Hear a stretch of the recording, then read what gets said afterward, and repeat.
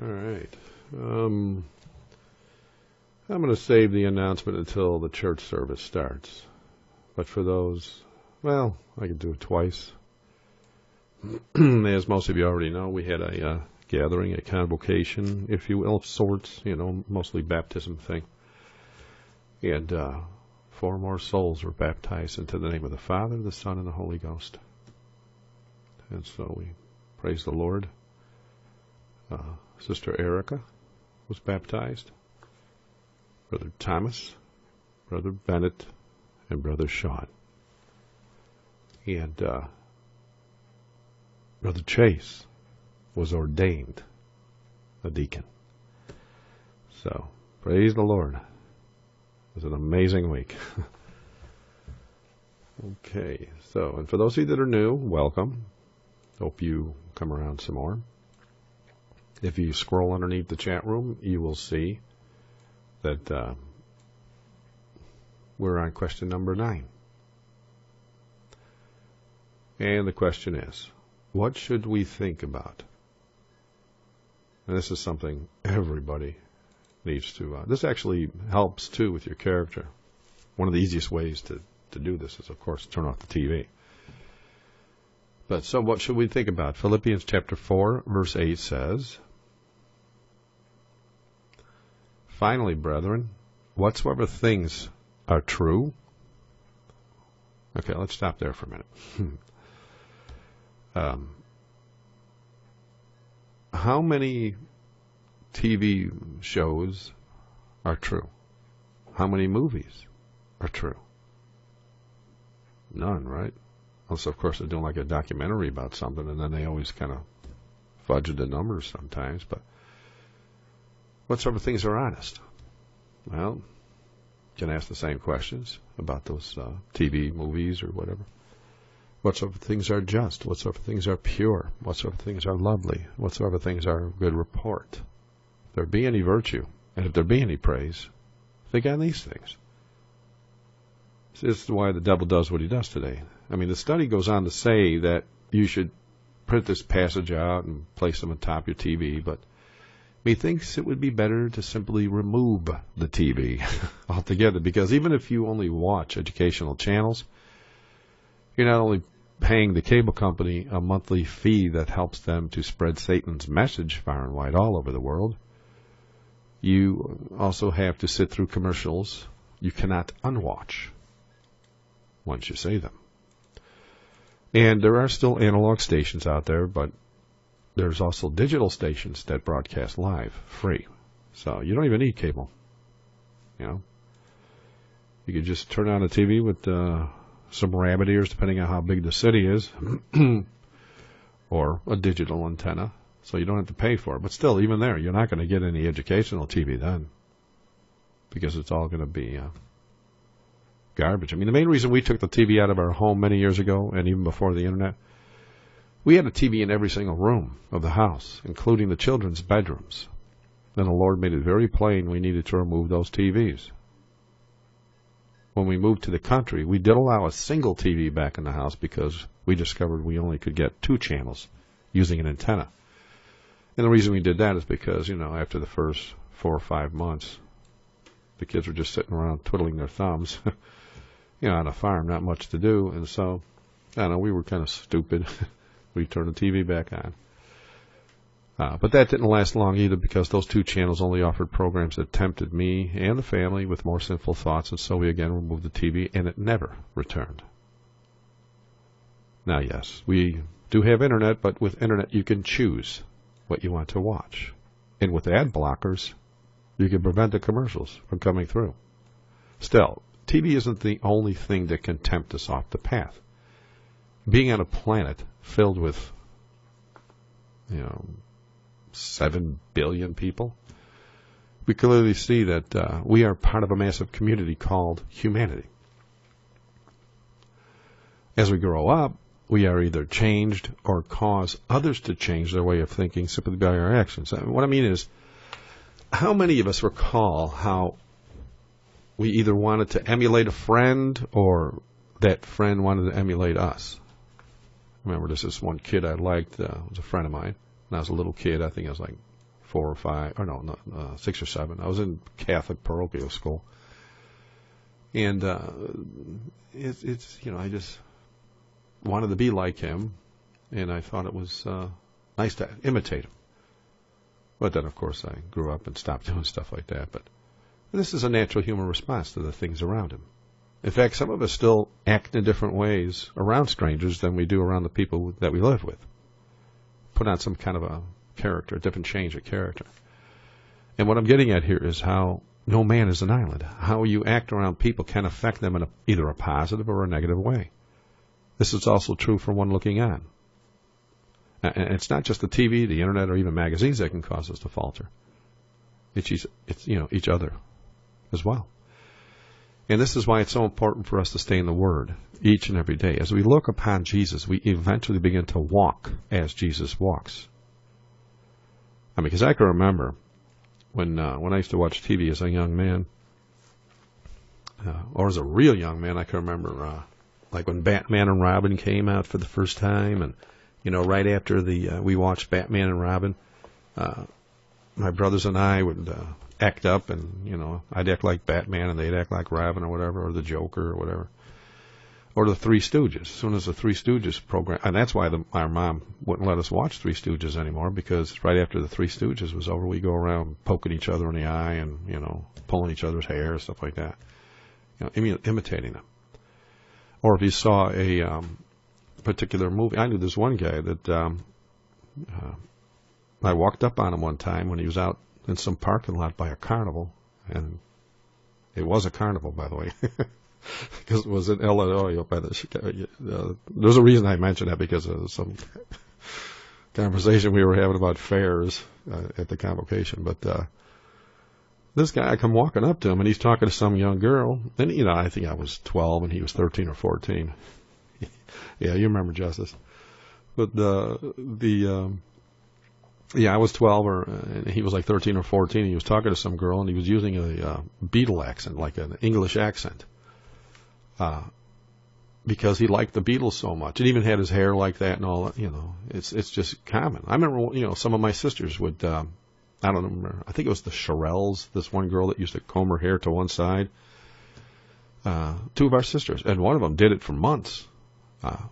2 of my sisters did that, combed their hair like that. And so this just happens. I can even remember, I see somebody I liked on a particular movie when I was young. I'd kind of want to emulate that kind of a character, until I realized, what am I doing here? I gotta be real. I gotta be myself. This is ridiculous. I'm not gonna go around and act like, somebody that I saw on TV. It's all an act. It's all lies. So, as we look upon Jesus in the Scriptures daily, we will eventually begin to walk as He walks. And that's the only way we're going to be able to get onto that rung of the ladder, if you will, that we're hoping to get to, which is perfection, that would allow us to be blessed with the latter rain. And in so doing, those looking on can be blessed by our example. So even if the TV is not an issue, you may still be swayed by a friend who has a bad habit, or sway someone with your bad habit. And I'm reminded of a time when I lived in Illinois, and I found a friend in Indiana. The drive to and from his home was long enough to where we didn't frequent each other's homes very often. And so we talked a lot on the phone, we shared emails, and on occasions we did join them on Sabbath day for church.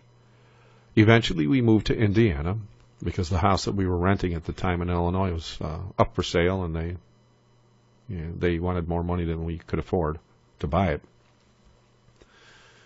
And eventually we, moved into Indiana, and our relationship got much closer as it was only 40, 45-minute drive between us. And then as we became comfortable with each other, our guard was dropped, and our true character started to shine forth. Well, that can be good, and in some cases that can be bad. So even here, we must be on guard so as to think on things that would better our walks with Christ. So, number 10. See if we can get to that one. The question is, how does the Bible describe people's great desire for entertainment today? 2 Timothy chapter 3, verse 4 says, Some are traitors, heady, high-minded, lovers of pleasures, more than lovers of God. You know, this is a very easy verse to explain when on the street, because all one needs to do is ask the people, did you go to church last Sabbath? Thanks, Brother Sean, for posting the verses. I guess Brother Gorin is running a little bit late. Well, as you know, like when you ask somebody on the street if they had gone to church last Sabbath, first of all, the majority are going to think that Sabbath is Sunday, of course, but that's a whole other topic, so I'm not going to go there. But my point is to ask them why they didn't attend. And quite often they declare they stayed up too late Saturday night, partying, to make it to church in the morning. Now, some of you may be aware of this, but the Roman Catholic Church and the way they bow to society is easily pointed out by this passage as the main problem in the world today. And being in the last days as it is, all the other churches, be they Christian or not, most assuredly do follow the lead of Rome in this one particular aspect. And what I'm getting at is entertainment. Back when I was a preteen, I recall how our local church, and I was raised Roman Catholic, so I was a preteen. I was in the Catholic Church. We were devout. Well, the family was devout. And then I got very devout when I got older. And then I eventually opened up a Bible, praise the Lord. But I recall how the local church that we were attending announced one Sunday that the Catholic Church was now going to start offering Mass on Saturdays at 5 p.m. No, as some SDAs of the day assumed, it wasn't to make it appear as if the Catholic Church was now going to start keeping the Sabbath holy, the real Sabbath holy. It had a more sinister reason for doing this. I mean, growing up in a Catholic household, one thing was very apparent. And this was especially true when I became a teenager with a car and a job. All Catholics are into entertainment more than most. A nice stroll in the park or visiting a family member was never their top priority. Partying was, at least in my circle of family and friends.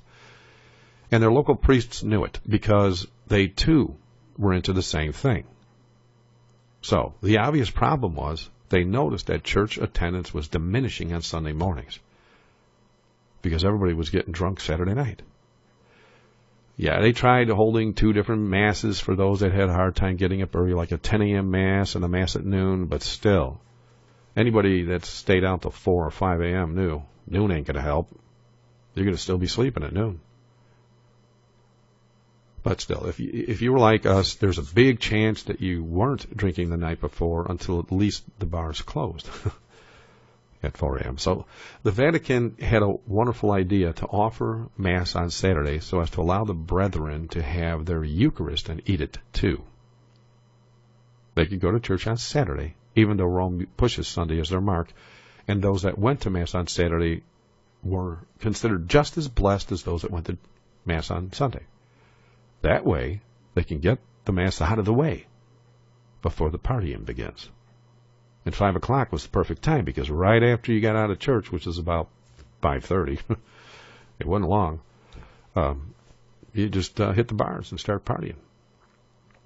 But it never became more dependent, or actually evident, rather, that this passage in 2 Timothy was about the Vatican ideals and those that followed them until the invention of Lent, or St. Patrick's Day, and Super Bowl Sunday came into being. And what I mean here is, I recall doing a radio spot years ago about how the Catholic churches in New York City gave special dispensation to all the drunkards that loved their green beer and their, corned beef on St. Patty's Day, when that pagan holiday fell on a Friday during Lent, when eating meat was not allowed. But it was never more obvious when Super Bowl Sunday caused tens of thousands of Catholic and Protestant churches to suspend services when the Super Bowl was being televised. So it wasn't just the Catholics. They were all doing it. Super Bowl Sunday came and nobody wanted to be in church. Miss the pregame shows and all this other stuff. They didn't want to miss any of that because that was their drug. That's what a lot of people live for nowadays. It's all about entertainment. So again, this passage has to be one of the easiest prophetic fulfillments to explain to people in today's world. Stuff like this. It's very useful on the street because everybody knows about Super Bowl Sunday. And it's not just people that get into sports or beef eating either. It's a known fact that all the vacation resorts the world over are jam-packed every Roman Sabbath, as well as the true Sabbath, where in attendance in all the churches slow to a crawl during certain times of the year. I mean, that being said, let me ask you this. When you go on vacation, do you still keep Sabbath during your vacation? See, I've never gone on vacation, so I don't know how some people do it. And when I do take time to go away, I still don't really go on vacation. I just get away, kind of like a sabbatical thing, go out into the woods with a camper and be there for a few days, but it's usually during the middle of the week. But I would imagine, it would be wise if you go on vacation, you don't skip Sabbath. But then some people think, well, that kind of ruins my vacation. I want to go out and see this. I want to go out and see that. I want to buy this. I want to buy that. Wait, it's a Sabbath. How does it all of a sudden no longer become valid when you're in Hawaii or some other place on earth? And yes, this also coincides with Hollywood movies for some strange reason. I mean, it's no mistake they usually release new movies on Friday nights. They know what they're doing. I mean, if you look into the background and the origin of Hollywood and who was behind it, it was to destroy the faith of the Christians so as to be able to control this country. Every time they attacked the Christians in America or tried to attack America, God protected them because they were obedient to the best of their ability. So they did all they can. They knew they couldn't destroy them with, their military because America, was much bigger. So infiltration was the only way to do it, just like Satan's always done it. I mean, he knows how and when the Sabbath starts. He also knows how most people live today, and especially the young, and how they are all working for the weekends. I can recall as a young man how I got paid on Friday and was a pauper on Monday because I would blow every dime I had partying Friday and Saturday. And I used Sunday as a way to sleep off the alcohol as well as get the sleep I needed that I deprived my body of the previous 2 days. And sometimes, if it was a 3-day weekend, forget about it. I wasn't going to be home until Monday. And I learned to budget my money and make it stretch 3 days instead of 2.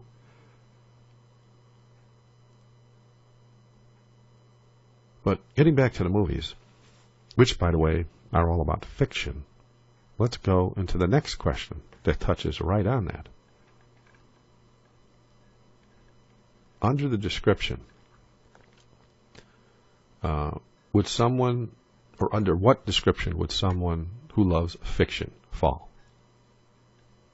Revelation 22:15. It says, "For without are dogs and sorcerers and whoremongers and murderers and idolaters and whosoever loveth and maketh a lie." Now, it can be clearly seen why Satan has been so busy writing fictional novels and fictional movies. One thing I've noticed since I was a little guy was how some people like to act out their favorite characters on TV, like I mentioned, a moment ago. And this is like I said earlier, it's just a method by which to pull people off the path.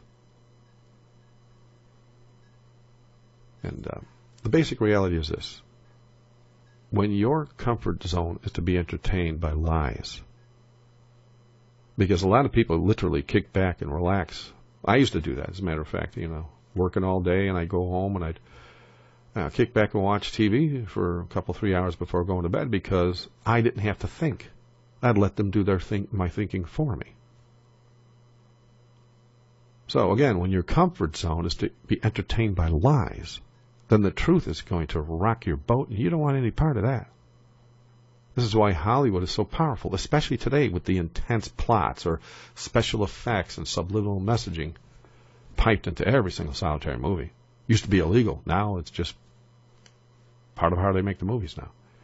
The minds of the people are literally turning into mush, and it's all because they spend as much time as they can watching fictional videos that prevent them from thinking on their own. For example, have you ever listened to a teenager that plays video games and watches TV all day long? Ask them a question, and they will filter the answer with multiple recitations of terms like or Do you feel me? I mean, they need those pauses so as to form their next thoughts because they are used to letting the characters on TV form them for them. This is, by the way, it was scientifically proven fact. Some scientists actually released a paper on this some years ago. I remember reading it because I thought, that reminds me of when I was young. When lies become the norm and then the truth Jesus has to share won't be so attractive to the person, no matter how powerful the truth is. A prime example is Pontius Pilate. It says in John chapter 18, verses 33 to 8, Then Pilate entered into the judgment hall again and called Jesus and said unto him, Art thou the king of the Jews? Jesus answered him, saying, Thou this thing of thyself? Or sayest thou this thing of thyself? Or did others tell it thee of me?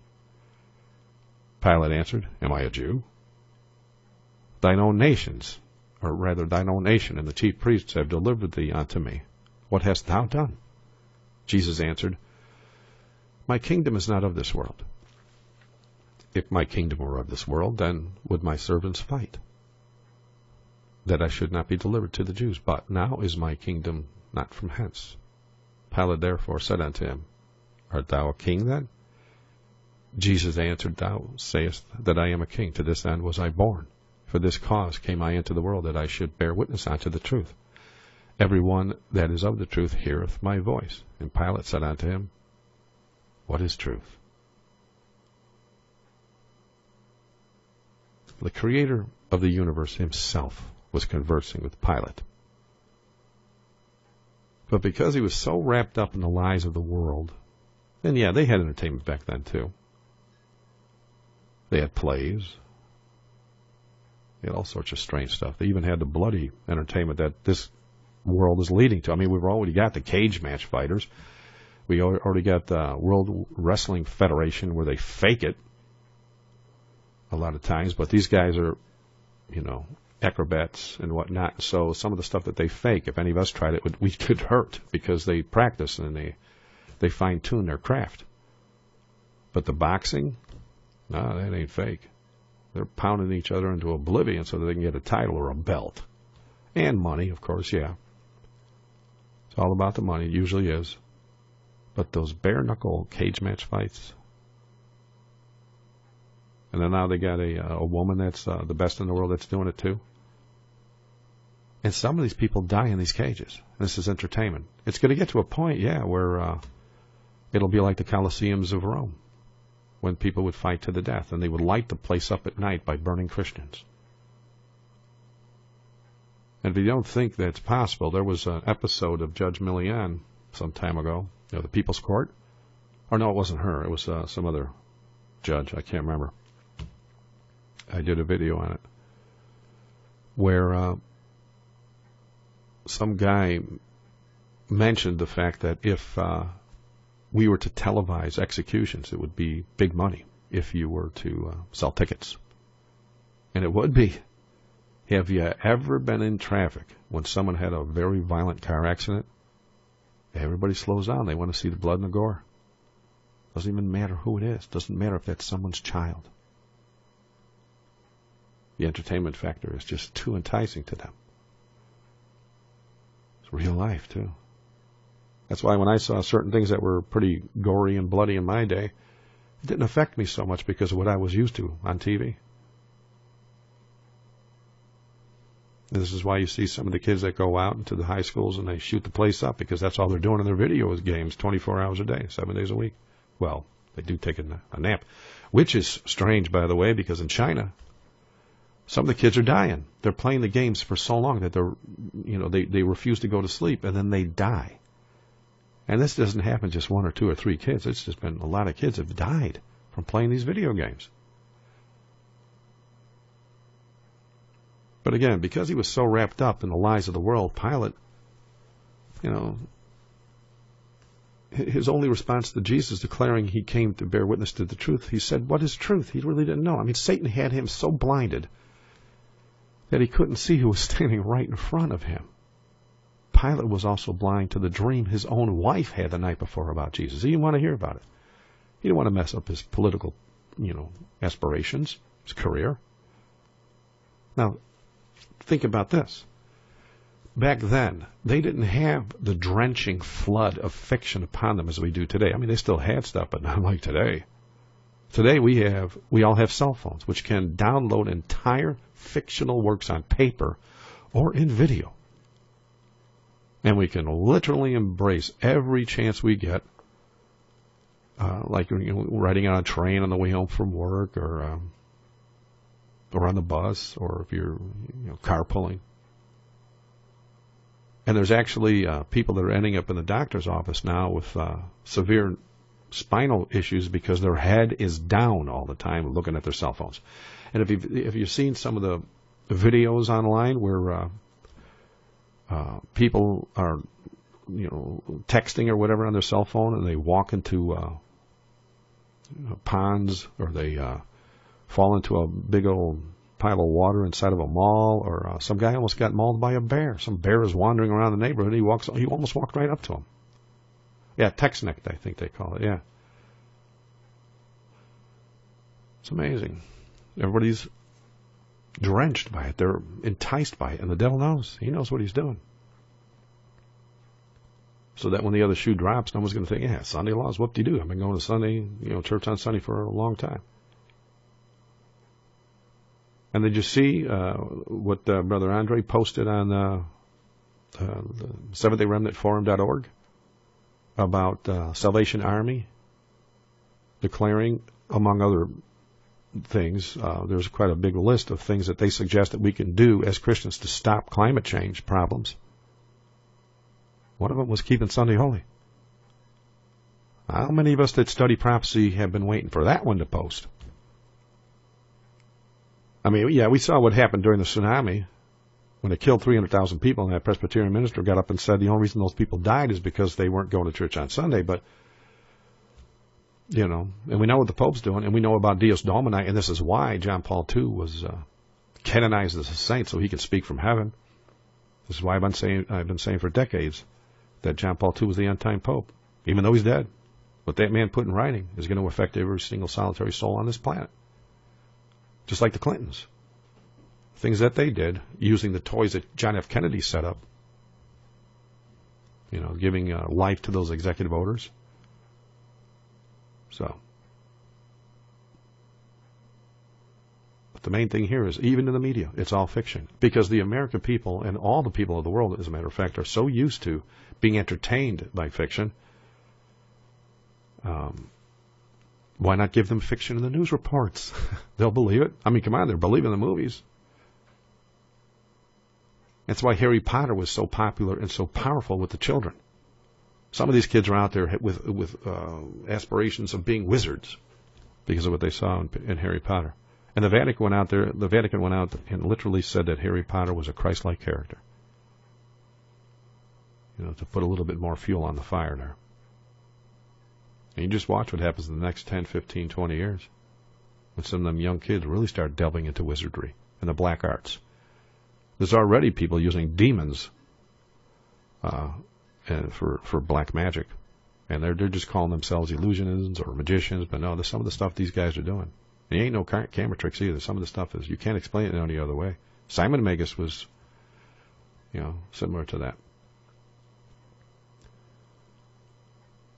So, again, today we got the cell phones, tablets, laptops, computers, and TV, of course.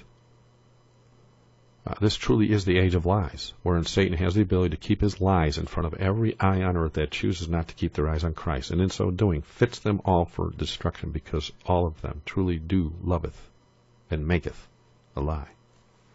Hope and pray you're blessed. Be back in a minute.